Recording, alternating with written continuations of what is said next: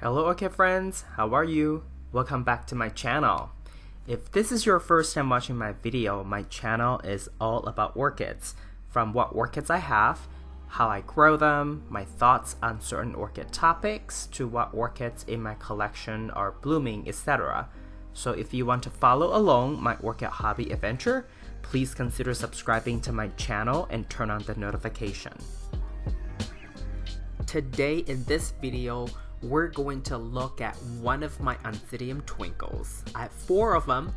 This one is the pink variety. This orchid had previously had some snail problems, so in this video we're going to revisit that a little bit and give you kind of a timeline so you understand how quickly it bounced back from the problem that it had to the current bloom that you're seeing in this video. So this orchid became in full bloom around January 2019.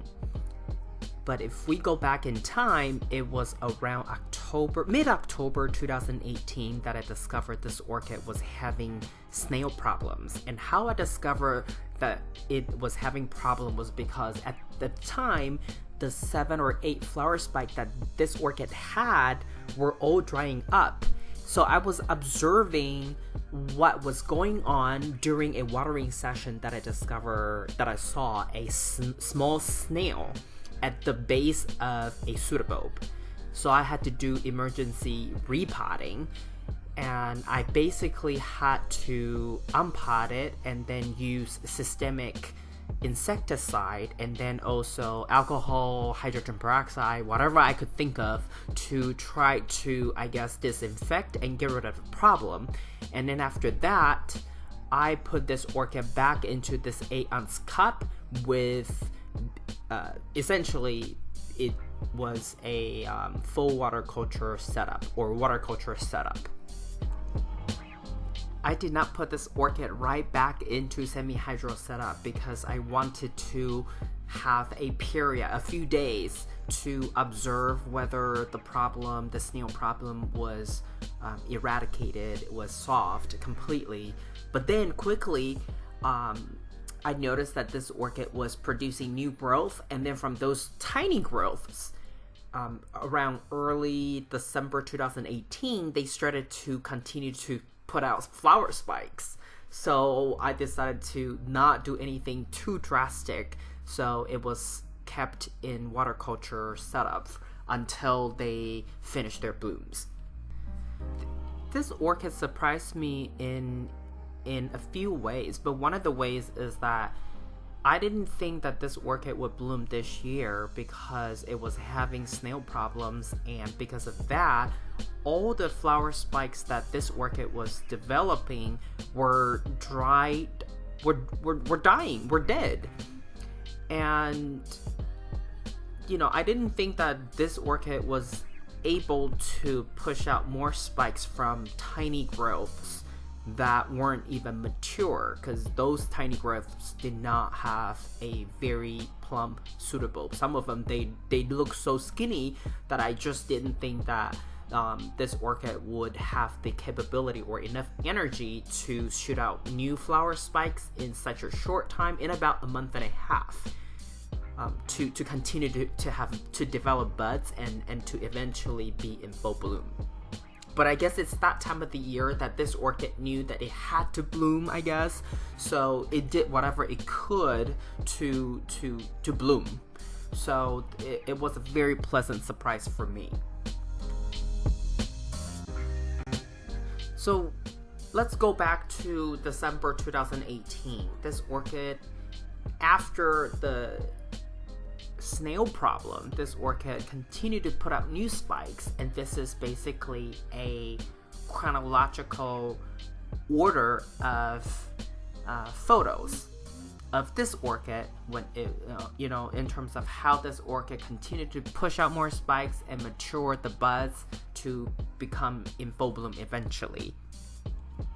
And in terms of the care that I gave this orchid in this water culture setup, I usually keep the water level to about 1/3 of the cup at the bottom third. And occasionally I do raise the water level to about 50% if I know that I'm not going to be home for quite a few days. But typically the bottom third is the water level that I would keep for this orchid. I don't like the water level to be too high for Oncidium orchids in water culture, because sometimes I think the water level is too high and that causes the base of the orchids or the area between pseudobulbs to be too moist, and sometimes you have this really weird, it's not exactly rotting, but you can just tell that the tissues between pseudobulbs are a little bit deteriorated. They're not looking all that healthy. So my method is really to give it more water and keep it at more frequency of watering, but keep the water level to about 1/3 and allow the top 2/3 of roots to wake up the water and the moistures from the 1/3 at the bottom, versus having a higher level of water, because I think that is just too much. At least that's how it is in my environment. And for fertilizer, I do provide only a 1/4 strength fertilizer leading up to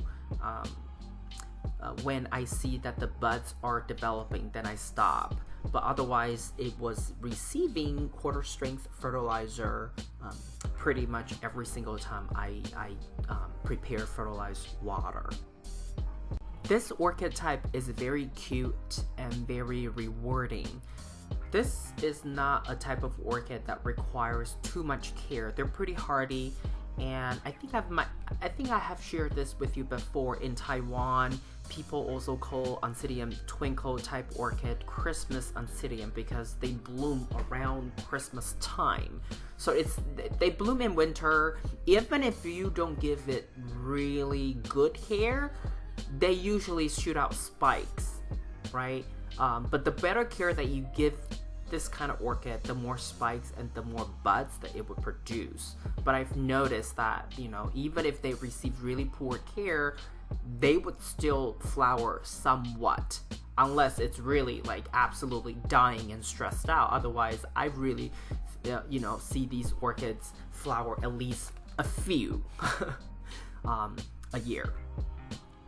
And this kind of orchid has a couple different varieties. I have the white one, the yellow one, this is the pink one, but then I also seen the cinnamon type that I don't have just yet.